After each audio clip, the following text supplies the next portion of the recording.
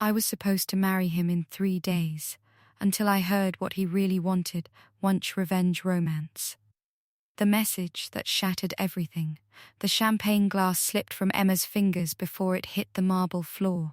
She stood frozen in the hallway of the Grand Meridian Hotel, her emerald gown suddenly feeling like it weighed 1,000 pounds.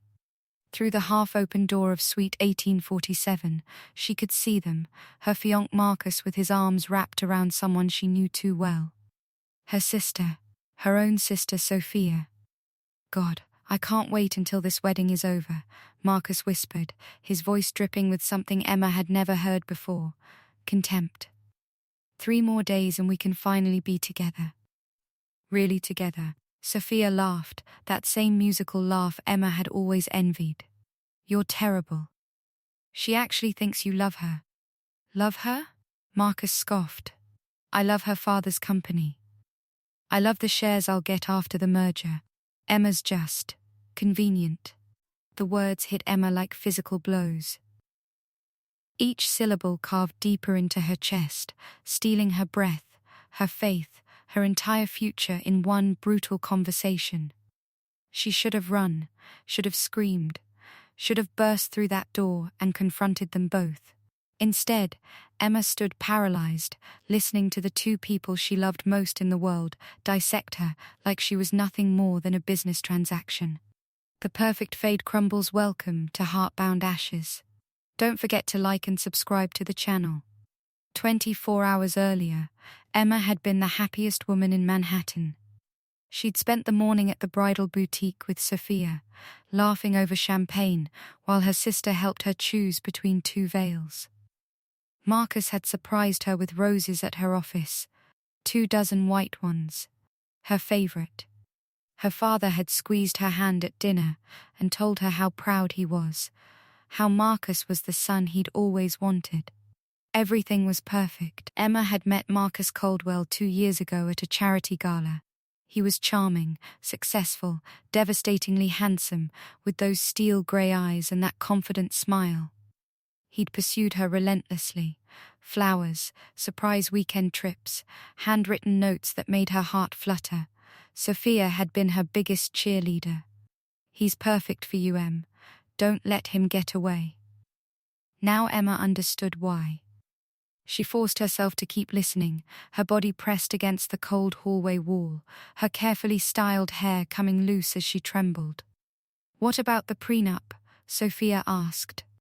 There was worry in her voice now.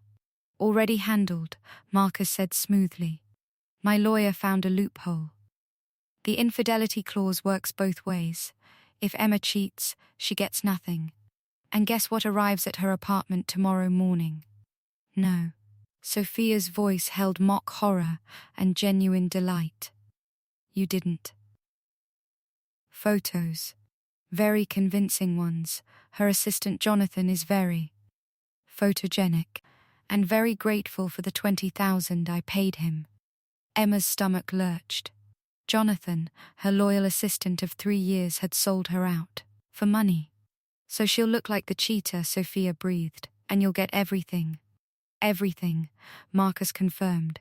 The merger happens, I consolidate control, and in 6 months, once the dust settles, I divorce her quietly. No one suspects a thing. And then? Sophia's voice dropped to something sultry, possessive. Then I marry the sister I actually want. Emma heard them kiss. Heard the rustle of fabric, the soft sounds that confirmed this betrayal went far deeper than she'd initially understood. They weren't planning this, they'd been together for months. Maybe longer. Her entire relationship had been a lie. The woman she thought she knew. Emma's legs finally obeyed her. She moved silently down the hallway, her designer heels abandoned by the door where she'd frozen. She rode the elevator down in bare feet, ignoring the concerned looks from other guests. In the hotel lobby she caught her reflection in a massive mirror. She looked like a ghost, pale, hollow-eyed, her carefully applied makeup now streaked with silent tears. She didn't remember crying. Her phone buzzed. A text from Sophia. Where are you? We're supposed to meet Mum for cake tasting in 20 minutes. 3 smiley faces. A heart emoji. Emma stared at the message until her vision blurred. Her phone buzzed again. Marcus this time, missing you beautiful. Can't wait to make you my wife. The audacity. The shamelessness. Emma's hands shook so violently she nearly dropped the phone. Part of her wanted to respond, to scream at them through the screen, to expose their lies right now. But something else was building inside her. Something cold and calculating that she didn't recognize. She thought about her father, Daniel Hartwell, CEO of Hartwell Industries, who'd built his empire from nothing and trusted Marcus like a son. About the merger that would happen 3 days after the wedding, giving Marcus control of 40% of the company. About how easily she could be destroyed by fabricated photos and convenient lies. About how they'd planned it all so perfectly. Emma stood in that hotel lobby for 7 minutes, watching wealthy strangers drift past in their designer clothes, living their oblivious lives. Then she made a decision that would change everything. She wouldn't confront them. Not yet. She would do something far worse. The plan takes shape. Emma called her driver and went home to her penthouse apartment, the one Marcus had never officially moved into despite practically living there. She poured herself a glass of wine with steady hands and opened her laptop. First, she searched for divorce lawyers. Not the family attorney Marcus would expect, someone new. Someone sharp and unknown to their circle. Then she did something that surprised even herself. She called Julian Drake. The phone rang 3 times before his deep voice answered Emma. It's been a while. Julian. Her ex-boyfriend from college, the one she'd left for her career while he'd gone into investigative journalism. They'd ended things amicably, stayed friendly from a distance. She knew he'd become one of the most respected investigative reporters in the country, known for exposing corporate fraud. I need your help, Emma said, her voice steadier than she felt, and I need you to trust me when I say this story will make your career. There was a pause. Then, I'm listening. How would you like to expose the biggest corporate fraud scheme in Manhattan? Complete with marriage fraud, insider trading, and a conspiracy that involves some very powerful people. Emma, what's going on? Meet me tomorrow. Noon. That coffee shop near Columbia we used to go to. She paused, letting steel enter her voice. And Julian? Bring everything you have on Marcus Caldwell and Caldwell Enterprises. Because I'm about to burn his entire world to the ground. She hung up before he could ask more questions. Emma stood and walked to her closet, where her wedding dress hung in pristine white splendor, a custom Vera Wang worth more than most people's cars. She touched the delicate lace, thinking about the woman who'd chosen this dress just days ago. That Emma was naive, trusting, soft. That Emma was gone. The morning after. The next morning, Emma woke to pounding on her door. She opened it to find Marcus standing there, looking concerned and perfect in his tailored suit. Behind him, morning light streamed through the hallway windows, making him look almost angelic.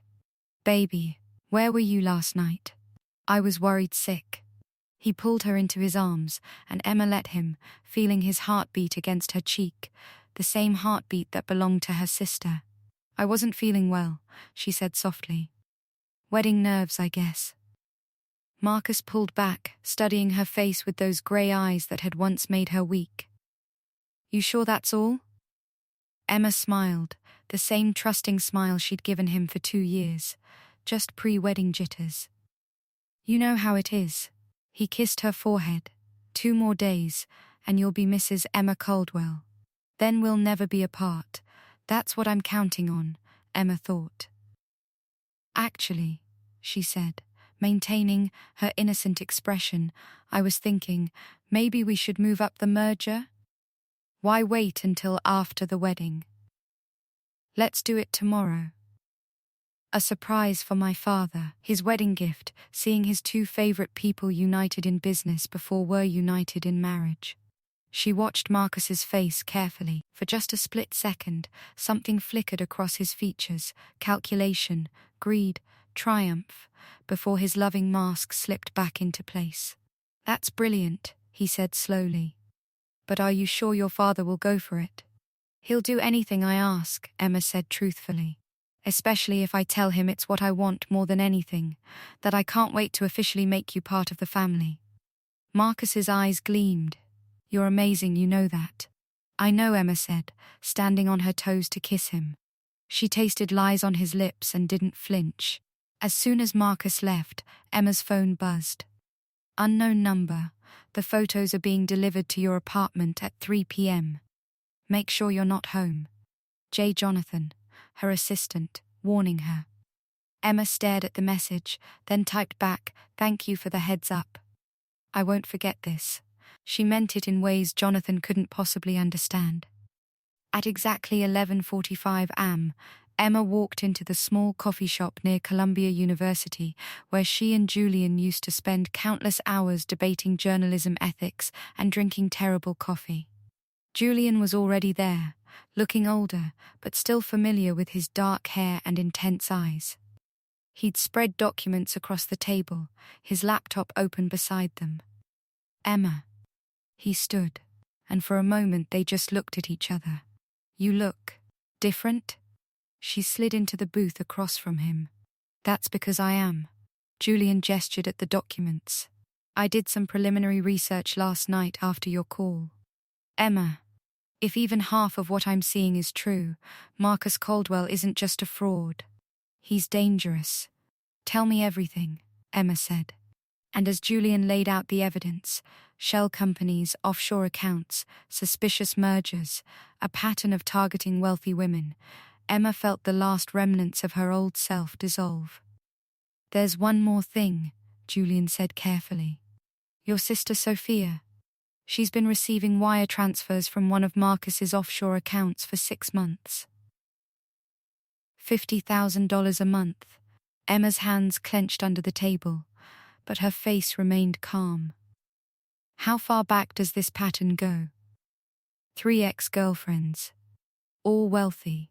All mysteriously cheated on their previous partners right after getting involved with Marcus. All lost significant assets in divorce settlements. Julian paused. "Emma, one of them committed suicide 2 years ago." The coffee shop seemed to tilt around her. "Her name was Rebecca Winters," Julian continued softly. "She was found dead in her apartment 3 months after her divorce was finalized. Official ruling was suicide, but her family always suspected foul play. They just couldn't prove anything." Emma thought about that woman, Rebecca, and all the ways her own story could have ended the same way. Would have ended the same way, if she hadn't accidentally overheard that conversation. "I want to destroy him," Emma said quietly. "Not just expose him. I want to take everything he's built and burn it to ash." Julian studied her for a long moment. "That's not justice, Emma. That's revenge." "Good," Emma said, meeting his eyes.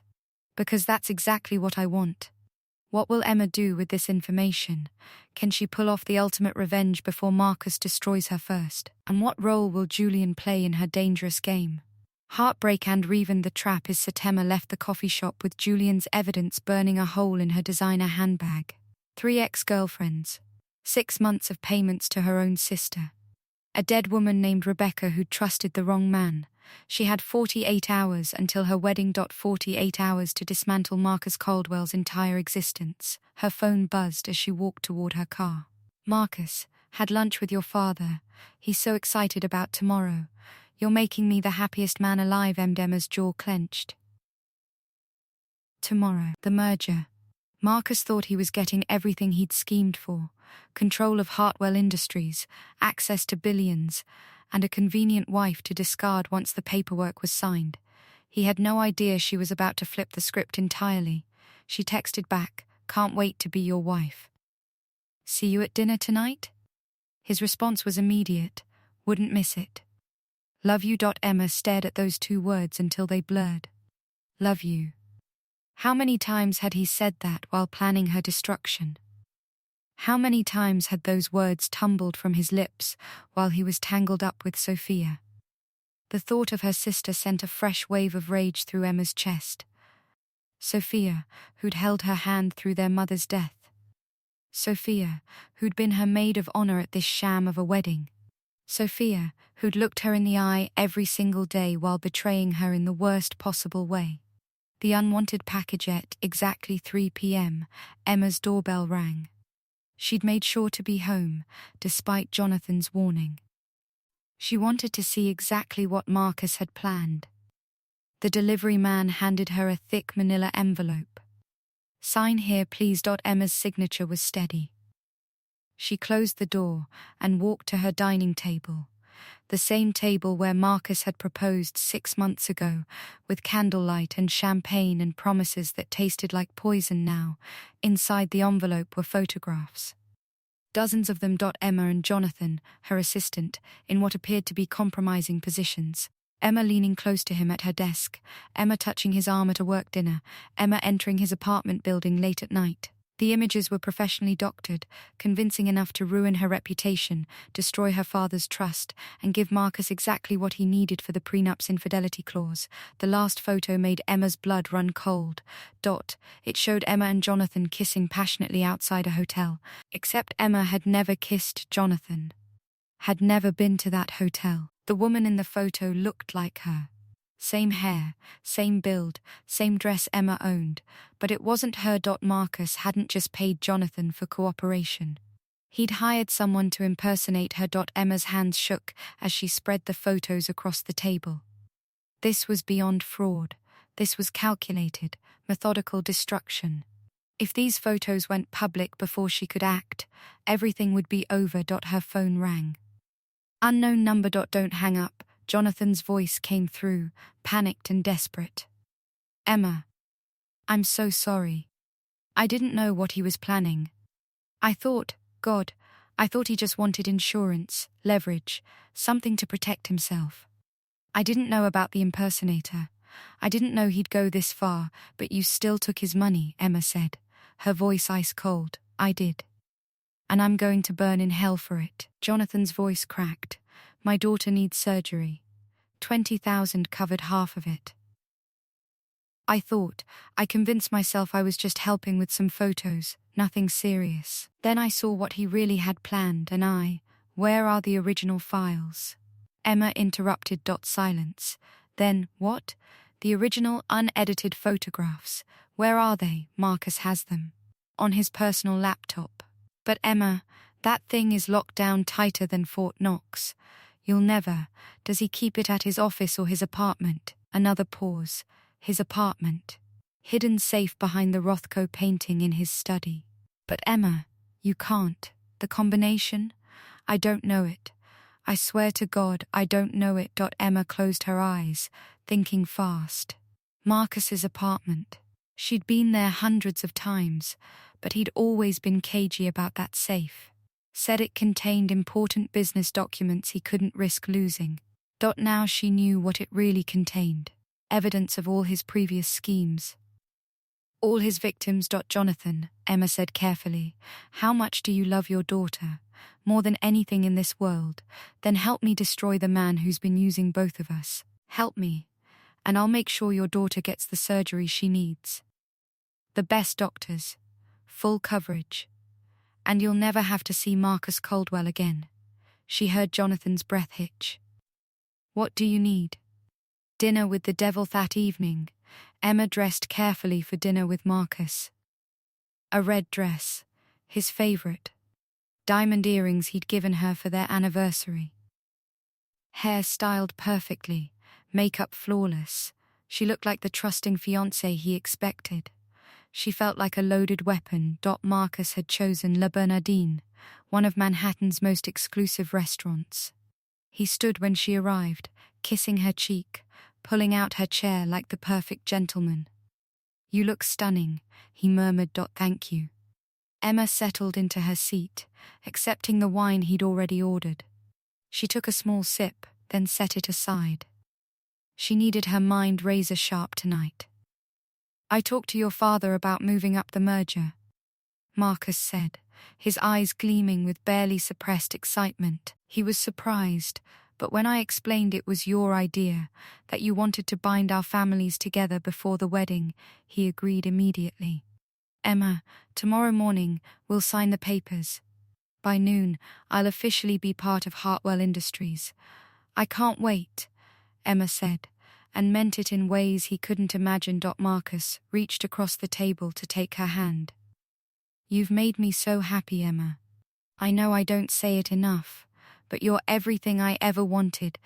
Emma let him hold her hand, feeling the calluses on his fingers from his weekend golf games, the warmth of his skin that had once made her feel safe. Now it just made her feel sick. Marcus, she said softly, I want to ask you something. Anything. Have you ever lied to me? She watched his face carefully. For just a heartbeat, something flickered across his features, calculation, wariness, before his loving mask snapped back into place. Never, he said firmly. Emma, you're my world. I would never lie to you. There it was. The lie delivered with such conviction, such sincerity, that anyone else would have believed him. Emma smiled. I thought so. I've been having these doubts. Pre-wedding jitters, I guess. My mind keeps playing tricks on me. Marcus squeezed her hand. What kind of tricks? Silly things, like wondering if you're only marrying me for my father's company, or if there's someone else. She laughed, making it sound self-deprecating. Ridiculous, right? Completely ridiculous. Marcus's grip tightened slightly. Emma, I love you. Not your father's company. Not your money. You, what about Sophia? Emma asked, her voice still light and casual. She felt Marcus's hand tense before he carefully relaxed it. What about her? Do you think she's happy for us? Sometimes I worry that she's, I don't know, jealous, maybe? We've always been competitive, and now I'm getting married first. Marcus's laugh sounded forced. Sophia adores you. She's been nothing but supportive. You're right. Emma withdrew her hand to take another sip of wine. I'm being paranoid. It's just, getting married is such a huge step. I want to be absolutely sure we're solid. That there are no secrets between us. No secrets, Marcus said, looking her straight in the eye. I promise. Emma held his gaze, letting the moment stretch. Then she smiled. Good, because I have a surprise for you tomorrow. Marcus's expression shifted to curiosity. A surprise? Something special. For after we sign the merger papers. Emma leaned forward, lowering her voice conspiratorially. I've been planning it for weeks. You're going to love it. She watched greed and anticipation flood his features. He thought she was giving him a gift, more money, more control, more of what he'd been scheming to take. He had no idea. The sisters' confession after dinner, Emma drove to Sophia's apartment. Her sister lived in Tribeca, in a sleek high-rise that was far too expensive for someone who claimed to be a struggling artist. $50,000 a month from Marcus's offshore accounts explained a lot. Sophia answered the door in silk pajamas, her hair loose, a glass of wine in her hand. What are you doing here? Come in. Emma stepped inside, taking in the space she'd visited dozens of times before. Original artwork on the walls. Designer furniture, a lifestyle Sophia claimed was funded by occasional gallery sales and their late mother's trust fund. Lies. All of it. I needed to talk to you, Emma said, settling onto the white leather couch. About the wedding. Sophia's expression shifted to concern. Are you getting cold feet? Emma, that's totally normal. Every bride feels that way. Do they? Emma tilted her head. Did you feel that way before your engagement fell apart? Sophia flinched. 3 years ago, she'd been engaged to a wealthy investment banker named David. The engagement had ended abruptly when David discovered Sophia cheating with his business partner. That was different, Sophia said carefully. I wasn't right for David, but you and Marcus are perfect together. Are we? Emma studied her sister's face. Tell me honestly, Sophia. Do you think Marcus loves me? Of course he does. Not my father's company. Not the merger. Just me? Sophia set down her wine glass. Emma, what's going on? You're acting strange. I'm getting married in 2 days to a man I'm not sure I know anymore, Emma said, letting vulnerability creep into her voice. And you're my sister. My best friend. If you knew something, anything, that would change how I felt about Marcus, you'd tell me, right?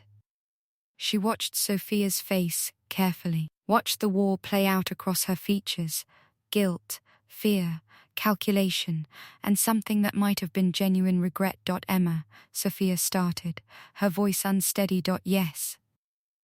Sophia opened her mouth, closed it, then took a long drink of wine.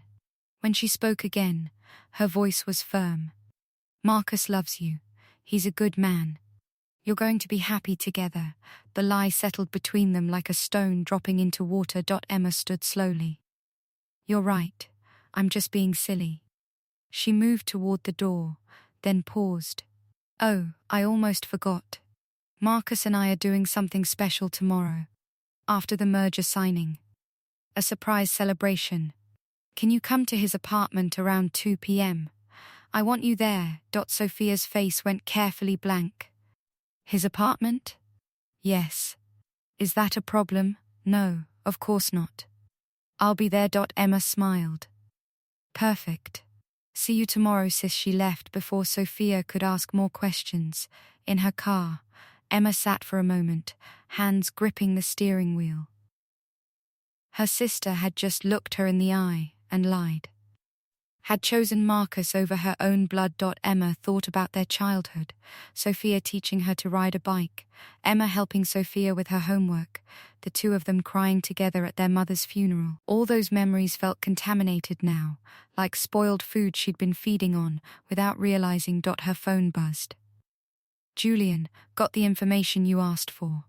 You're not going to believe this. Emma started the car and drove to Julian's apartment in Brooklyn. He lived in a converted warehouse with exposed brick and too many books, exactly the kind of place she'd expected. He opened the door holding a beer and looking exhausted.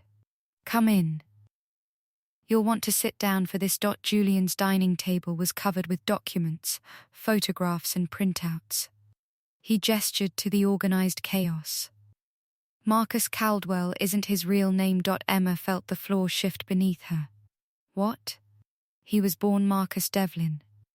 Changed his name legally 7 years ago after a bankruptcy and fraud investigation in Chicago.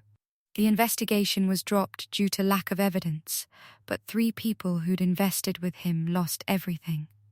One of them was Rebecca Winters' father. The pieces clicked together in Emma's mind. Rebecca, the woman who supposedly killed herself. Not supposedly, she did kill herself. But now we know why. Julian pulled out a file. Rebecca discovered Marcus was using her to get to her father's pharmaceutical company. She confronted him. He destroyed her reputation with fabricated evidence of drug abuse and infidelity, and she lost everything in the divorce. 6 months later, she took a bottle of pills. Emma's stomach churned. That could have been me. That would have been you, Julian said bluntly. Emma, this man is a predator. He's been doing this for years. Targeting wealthy women, marrying them, destroying them, and moving on with their money and assets. You're just his latest mark. Not anymore, Emma said quietly. She looked at the documents spread before her. Marcus's entire history of deception and destruction. Julian, can you print 3 copies of everything you have? What are you planning? Justice for Rebecca. And revenge for me. Julian studied her for a long moment. You know, the Emma I dated in college would never have said that. She believed in the system. In doing things the right way. The Emma you dated in college hadn't been betrayed by the 2 people she loved most. Emma met his eyes. Sometimes the system fails. Sometimes you have to burn things down to make them right. The night before, Emma didn't sleep that night. She spent the hours organizing evidence, coordinating with Julian, and making phone calls to people who would play crucial roles in tomorrow's performance. At 3 am, her father called. Emma. Are you awake? Yes, Dad. What's wrong? Daniel Hartwell sighed heavily. I just wanted to tell you how proud I am. Of you, of the woman you've become. Your mother would be so happy to see you tomorrow, marrying a good man, securing the family legacy. Emma's throat tightened. Her father had no idea what Marcus really was. No idea how close he'd come to losing everything. Dad, Emma said carefully, do you trust me? With my life, sweetheart. Why, tomorrow, at the merger signing, I need you to trust me no matter what happens. Can you do that? There was a long pause. Emma, you're scaring me. I know, but I promise, everything I'm doing is to protect you. To protect us. Will you trust me, always?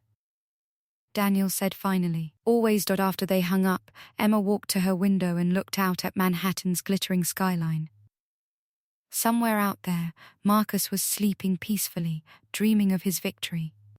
Sophia was probably tossing restlessly, guilt and greed warring in her conscience, and Rebecca Winters was still dead, another casualty of Marcus Caldwell's ambition. Tomorrow, that changed. Tomorrow, Emma Hartwell would show them all exactly what happened when you underestimated the wrong woman. The merger morning. The conference room at Hartwell Industries was elegant and imposing, floor-to-ceiling windows overlooking Manhattan, a marble table that could seat 20, and walls lined with portraits of the company's founders. Emma arrived early, wearing a white power suit that made her look like a warrior angel. She'd barely slept, but her makeup was flawless, her hair perfect. She looked like a bride ready for her wedding. She felt like an executioner preparing for a beheading. Her father was already there, talking with the lawyers. He smiled when he saw her. There's my girl. Ready for this? More than you know, Emma said. Marcus arrived at exactly 9 am, looking confident in his tailored navy suit. He crossed the room to kiss Emma's cheek, his hand lingering possessively on her waist. Good morning, beautiful. Today's the day. Yes, Emma said. It certainly is. The lawyers laid out the merger documents, pages and pages of legal text that would transfer 40% of Hartwell Industries to Marcus upon his marriage to Emma. A standard business arrangement between families, they'd called it. A gesture of trust and unity. A trap. Emma knew now. Before we sign, Emma said clearly, her voice cutting through the room's murmur, I have something to share with everyone. Marcus's smile dimmed slightly. Emma, this isn't really the time. Oh, I think it's exactly the time. Emma pulled out her laptop and connected it to the room's projection system. You see, I've been doing some research. Due diligence, you might call it. Making sure I understood exactly who I was binding my family's legacy to. Emma. Daniel said cautiously. What's going on? Just watch, Dad. Please. Emma clicked a button, and the first image appeared on the screen. Marcus Devlin's bankruptcy filing from 7 years ago. Marcus's face went white. Where did you get that? From public records, Emma said calmly. She clicked again. This is your original name, Marcus Devlin. Changed to Marcus Caldwell after a fraud investigation in Chicago. The lawyers exchanged glances. Daniel's face had gone from confused to alarmed. That was a misunderstanding, Marcus said quickly, his charm shifting to damage control. A business deal gone wrong. Nothing criminal. Really? Emma clicked through more images. Then how do you explain these wire transfers to offshore accounts? Or these 3 previous engagements to wealthy women, all of whom lost significant assets after their relationships with you ended? This is ridiculous, Marcus snapped, standing abruptly. Emma, you're having cold feet and grasping at straws. These are. And this, Emma said, her voice hardening, is Rebecca Winters, 26 years old when she met you. Dead at 27, 3 months after you destroyed her reputation and took everything she had. Rebecca's photograph filled the screen, a beautiful young woman with dark hair and a bright smile. A woman who'd trusted the wrong man. The room went silent. I didn't kill her, Marcus said, but his voice had lost its confidence. She killed herself. That was tragic, But it had nothing to do with me, except it did. Emma clicked again, and more documents appeared. These are the same fabricated evidence patterns you used on her. And these, she pulled out the manila envelope from yesterday, are the fake photographs you had created of me. To frame me for infidelity, to trigger the prenup clause and take everything. She spread the photos across the conference table. Her father picked one up, his hands shaking. My God, Daniel whispered. Marcus's face had gone from white to red. Emma, you're hysterical. Those photos are fake. I know. Just like the ones you created to destroy Rebecca. Just like the evidence you manufactured against your 2 other ex-fiancés. Emma's voice was steel now. You're not a businessman, Marcus. You're a con artist. A predator who targets wealthy women, marries them, destroys them, and moves on to the next victim. This is insane, Marcus said, but he was backing toward the door. I'm not listening to this. Then listen to this, Emma said, and clicked one final time. A recording played through the conference room speakers. Marcus's voice, clear as day. Love her? I love her father's company. I love the shares I'll get after the merger. Emma's just convenient. Then Sophia's laugh. You're terrible. She actually thinks you love you. The recording continued, playing every damning word from that hotel room conversation. Every scheme, every betrayal, every calculated move. When it finished, the silence in the conference room was absolute. Marcus stood frozen, his face a mask of rage and calculation. He looked at Emma like he was seeing her for the first time. You've been planning this since the moment I overheard you with my sister, Emma confirmed. Did you really think I'd just let you destroy me, that I'd be as easy as Rebecca, your sister? Daniel's voice cracked. Sophia is involved with Marcus, Emma said, turning to her father. Has been for months. He's been paying her $50,000 a month from offshore accounts. They planned this together, Dad. All of it. Daniel aged 10 years in that moment. Emma watched her father's heart break and hated Marcus even more for it. One of the lawyers cleared his throat. Mr. Caldwell, I think it's best if you leave. These contracts will not be signed today. Or ever. Marcus's mask finally shattered. The charming, loving fiancé disappeared, replaced by something cold and vicious. You stupid bitch, he snarled at Emma. Do you have any idea what you've done? I could have made you rich, powerful. Instead, I'll what? Emma stepped closer, fearless. Destroy me like you destroyed Rebecca? Frame me for crimes I didn't commit?